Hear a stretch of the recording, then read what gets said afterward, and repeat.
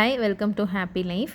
இந்த வீடியோவில் என்ன பார்க்க போகிறோன்னா, ஜிஆர்டியில் நான் கொலுசு அண்ட் மெட்டி வந்து பர்ச்சேஸ் பண்ணியிருந்தேன். நான் ஓல்டு சில்வர் போட்டு எக்ஸ்சேஞ்ச் பண்ணிட்டு தான் பர்ச்சேஸ் பண்ணியிருந்தேன். அதை தான் உங்கள் கூட நான் இந்த வீடியோவில் ஷேர் பண்ணிக்க போகிறேன். நான் வீடியோஸ் அப்லோட் பண்ணி கொஞ்சம் டேஸ் வந்து ஆயிடுச்சு. ரேட் மட்டும் அப்டேட் பண்ணிக்கிட்டு இருந்தேன். சில ரீசன்ஸால் என்னால் வீடியோ அப்டேட் பண்ண முடியல தொடர்ந்து.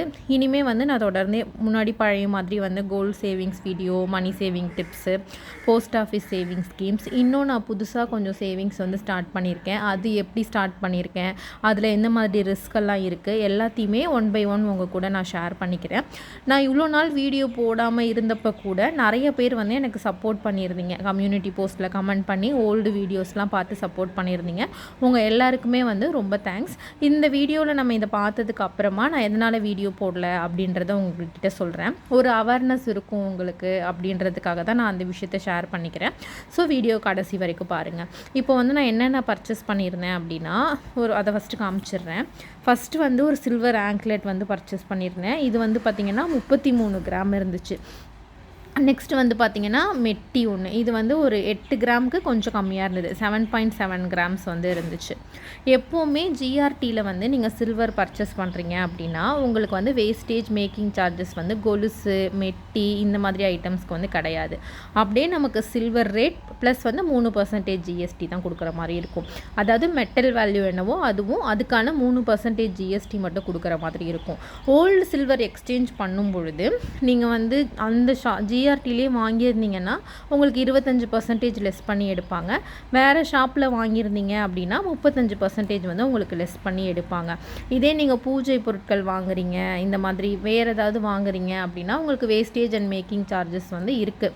இப்போ பவுல், ஸ்பூன் இந்த மாதிரிலாம் வாங்கும்பொழுது, இந்த மாதிரி சில்வரில் மெட்டி கொலுசு வாங்கும்போது இல்லை.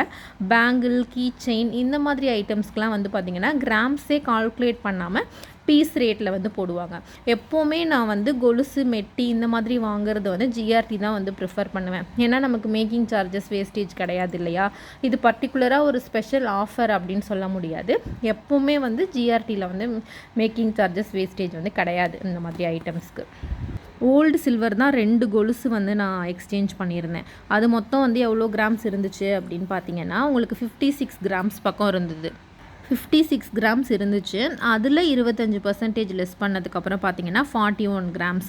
அந்த பழைய கொலுசில் கொஞ்சம் இடத்துல வந்து எனக்கு ஸ்டோன்ஸ் இருந்துச்சு. இப்போ இந்த மாதிரி இந்த இடத்துல இருக்குது இல்லையா, அந்த மாதிரி பிங்க் ஸ்டோன் வந்து இருந்துச்சு. அந்த ஸ்டோனையுமே தட்டி எடுத்துட்டாங்க. கோல்டுக்குமே உங்களுக்கு அப்படி தான், ஸ்டோன் வச்ச மாதிரி நம்ம வாங்கணும் அப்படின்னா அது வந்து நமக்கு வேஸ்ட்டாக தான் ஆகும். அந்த மாதிரி வந்து லெஸ் பண்ணிட்டாங்க. லெஸ் பண்ணிட்டு தான் எனக்கு வந்து சார்ஜஸ் போட்டு கொடுத்தாங்க. மொத்தம் வந்து 41 கிராம்ஸ்க்கு வந்து எனக்கு எஸ்டிமேஷன் போட்டு கொடுத்தாங்க. நியர்லி வந்து 11,000 ருபீஸ் வந்து எனக்கு ஓல்டு சில்வர் இருந்துச்சு. புதுசாக வாங்கின சில்வர் கொலுசு வந்து பார்த்திங்கன்னா ஜிஎஸ்டி எல்லாம் சேர்த்து ஒரு 9,000க்கு கொஞ்சம் அதிகமாக இருந்துச்சு. எக்ஸஸாக அமௌண்ட் கொடுக்க மாட்டோம் அப்படின்னு சொல்லிட்டாங்க. ஒரு கொலுசை மட்டும் நம்ம போட்டாலும் நம்ம அமௌண்ட் வந்து அதிகமாக பே பண்ணுற மாதிரி இருந்துச்சு. நியர்லி ஒரு 4,000 கிட்ட எக்ஸ்ட்ரா பே பண்ணுற மாதிரி இருந்துச்சு. அதனால 1,000 ருபீஸ்க்குள்ளே ஏதாவது எடுக்கணும் அப்படின்னு பார்க்கும்போது தான் இந்த மெட்டி வந்து நான் சூஸ் பண்ணியிருந்தேன். மெட்டி வந்து 2,000 ருபீஸ் வந்துச்சு. கொலுசு வந்து பார்த்திங்க அப்படின்னா 8,824 ருபீஸ் வந்துச்சு. ஜிஎஸ்டி எல்லாமே சேர்த்து மொத்தமாக நான் பர்ச்சேஸ் பண்ணியிருந்தது 11,206 ரூபாய்க்கு பர்ச்சேஸ் பண்ணியிருந்தேன். என்னோடய ஓல்டு சில்வர் வந்து பார்த்திங்கன்னா 11,003 ரூபாய்க்கு இருந்துச்சு. எக்ஸ்ட்ரா வந்து நான் 200 ருபீஸ் மட்டும் பே பண்ணுற மாதிரி இருந்தது. முன்னாடி நம்ம கொலுசு எடுத்தோம்னா 1 இயர் ஏன் 2 இயர்ஸ் வரைக்கும் கூட யூஸ் பண்ணுவோம். இப்போ வந்து பார்த்திங்கன்னா ஈஸியாக டேமேஜ் ஆகிடுது சில்வரு.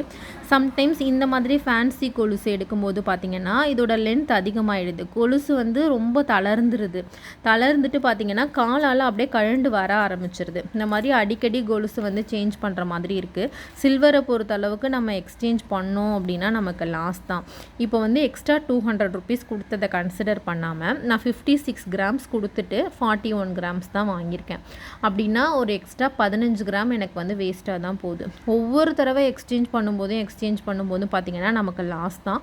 முடிஞ்ச அளவுக்கு வந்து எக்ஸ்சேஞ்ச் பண்ணாமல் ரொம்ப நாள் யூஸ் பண்ணுற மாதிரி பாருங்கள். இல்லை கொலுசு அருந்துருச்சு இந்த மாதிரினா நம்ம அதை ரிப்பேர் பண்ணி யூஸ் பண்ண முடியுமா அப்படின்னு பாருங்கள். இப்போ அருந்துருந்துச்சுன்னா கூட நம்ம பற்ற வச்சு ஆசாரிகிட்ட கொடுத்து போட முடியும். பட் காலால் கழுலும் போது வேறு வழி இல்லை, நம்ம எக்ஸ்சேஞ்ச் பண்ணுற மாதிரி தான் இருக்குது. ஸோ அதெல்லாம் வந்து நீங்கள் பார்த்துக்கோங்க. இந்த கொலுசு எப்படி இருந்துச்சு அப்படின்றதையும் கமெண்ட்டில் சொல்லுங்கள். நான் வந்து கொஞ்ச நாளாக வீடியோ போடாமல் இருந்தேன் இல்லையா, என் பொண்ணுக்கு வந்து பார்த்திங்கன்னா வாயில் அந்த பல்லுக்கு மேலே ஒரு சிஸ்ட் மாதிரி இருந்துச்சு. அது பல்லு அப்படின்னு சொல்லிட்டு நான் அதை இக்னோர் பண்ணிட்டேன். எப்போவுமே வந்து டென்டலில் ஏதாவது உங்களுக்கு ப்ராப்ளம்னா நான் அவேர்னஸ்க்காக தான் சொல்கிறேன். நார்மல் பீடியாட்ரிக்கிட்ட நீங்கள் எப்போவுமே வந்து கன்சல்ட் பண்ணாதீங்க. ஏன்னா நிறைய பீடியாட்ரிஷியனுக்கு தெரியலாம், பட் சிலருக்கு வந்து தெரியறதில்ல அதில் என்ன இஷ்யூ இருக்குது அப்படின்னு. அது நார்மல் தான் அப்படின்னு சொல்லிடுறாங்க. ஒரு அவேர்னஸ்க்காக தான் நான் உங்கள் கூட இதை ஷேர் பண்ணுறேன். பட் அது வந்து பார்த்திங்கன்னா பல்லு இல்லை, அது வந்து ஒரு சிஸ்ட்டு பல்லுக்கு மேலே இருந்தது. ஸோ அந்த சிஸ்ட்டை வந்து ஆப்ரேஷன் பண்ணி தான் ரிமூவ் பண்ணணும் அப்படின்னு சொல்லிட்டாங்க. அது ஒரு டென்டிஜரஸ் சிஸ்ட்டு தான். இப்போ குழந்தைங்க நிறைய பேர் வந்து என்னோட ஏஜில் இருக்கிறவங்க வீடியோஸ் வந்து பார்ப்பீங்க. நமக்கு அந்த பால் பல் விழுந்து பர்மனன்ட் பல் முளையிற வரைக்குமே நீங்கள் நல்லாவே அந்த எகுரெல்லாம் கை வச்சு செக் பண்ணுங்கள். ஏதாவது சிஸ்ட் இருக்கா, இல்லை மேலே ஏதாவது பல் இருக்கா, இல்லை பல் உள்பக்கம் ஏதாவது வளருதா, அந்த மாதிரி வந்து நீங்கள் செக் பண்ணிக்கோங்க. செக் பண்ணிவிட்டு இன்கேஸ் உங்களுக்கு ஏதாவது டவுட்டாக இருக்குது, ஏதாவது டிஃப்ரெண்ட்டாக தெரிகிற மாதிரி இருக்குது அப்படின்னா நல்ல டென்டிஸ்ட்டாக பார்த்து கன்சல்ட் பண்ணிக்கோங்க. எதுவும் இல்லைன்னா ப்ராப்ளம் இல்லை. சப்போஸ் ஏதாவது இருந்துச்சு அப்படின்னா இம்மீடியட்டாக நீங்கள் வந்து ஈஸியாக சரி பண்ணிடலாம். அப்படியே அதை விடும்பொழுது பார்த்தீங்க அப்படின்னா அது உங்களுக்கு பெருசாகி அது ஆப்ரேஷன் குழந்தைங்க அந்த மாதிரி போகும்போது கண்டிப்பாக வந்து ரொம்பவே கஷ்டம். ஸோ வாயில் உங்களுக்கு ஏதாவது ப்ராப்ளம் அப்படின்னா நீங்கள் வந்து கண்டிப்பாக வந்து டென்டிஸ்ட் கிட்ட பாருங்கள். நம்ம நார்மல் பீடியாட்ரிஷியன்ட்ட பார்க்கும்போது இது ஒன்றும் ப்ராப்ளம் இல்லைன்னு தான் அவங்க சொல்கிறாங்க. நம்ம நார்மலாக ஃபீவர் இந்த மாதிரி போகும்போது கேட்கும்போது ஏன்னா அவங்களுக்கும் நிறைய பேருக்கு தெரியல. பட் டென்டிஸ்ட் கிட்ட நீங்கள் போகும்போது தான் அதோட ப்ராப்ளம் என்ன அப்படின்றத கண்டிப்பாக அவங்க ஐடென்டிஃபை பண்ணி சொல்லுவாங்க. அதுக்கப்புறம் ஒரு டாக்டர்கிட்ட 2 டாக்டரை நீங்கள் கேட்டு கூட அவங்க என்ன ப்ரொசீஜர் சொல்கிறாங்களோ அதை ஃபாலோ பண்ணிக்கலாம். இப்போது நிறைய குழந்தைங்களுக்கு வந்து பார்த்திங்க அப்படின்னா வாயில் வந்து அந்த சிஸ்ட் வருது. பல்லு விழுறதுக்கு முன்னாடியே வந்து மேலே இருந்த பர்மனன்ட் டீத் வந்து முளைக்க ஆரம்பிச்சிருது. பர்மனன்ட் டீத் வந்ததுக்கு அப்புறமும் கூட மில்க் டீத் வந்து விழாமல் அப்படியே சைடில் இருக்குது. இந்த மாதிரி நிறைய இஷ்யூஸ் இருக்குது அப்படின்னது வந்து ஹாஸ்பிட்டல் போனதுக்கு அப்புறம் தான் எனக்கே தெரிஞ்சுது. இல்லை என் பாப்பா இப்போது நல்லா இருக்கா, ஒன்றும் ப்ராப்ளம் இல்லை. இருந்தாலும் உடம்புல ஒரு சிஸ்ட் அப்படின்னாலே நமக்கு ஒரு பயம் இருக்க தான் செய்யும். பெரியவங்களுக்கே அப்படி இருக்கும்போது குழந்தைங்களுக்கு எப்படி இருக்கும் அப்படின்றத யோசிச்சு பாருங்கள்.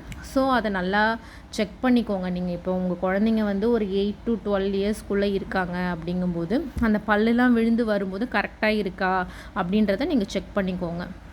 டென்டல் இஷ்யூன்னு சொல்ல நமக்கு நம்ம ஹெல்த்துக்கு என்ன ப்ராப்ளம் அப்படின்னாலும் இதுவாக இருக்கும் அதுவாக இருக்கும் அப்படின்னு நம்மளே வந்து ஏஐகிட்ட கேட்குறது, கூகுளில் சர்ச் பண்ணி பார்க்குறது, ChatGPTயில் பார்க்குறது, இந்த மாதிரி இல்லாமல் நம்ம எவ்வளவோ செலவு பண்ணுறோம். ஒரு டாக்டர்கிட்ட கன்சல்ட் பண்ணி இதுதான் இஷ்யூவா அப்படின்றத கிளியராக கேட்டு உடம்பு வந்து சரி பண்ணிக்கோங்க. எல்லாருமே கண்டிப்பாக வந்து உங்கள் ஃபேமிலிக்கு வந்து ஒரு ஹெல்த் இன்சூரன்ஸ் வந்து எடுத்துக்கோங்க.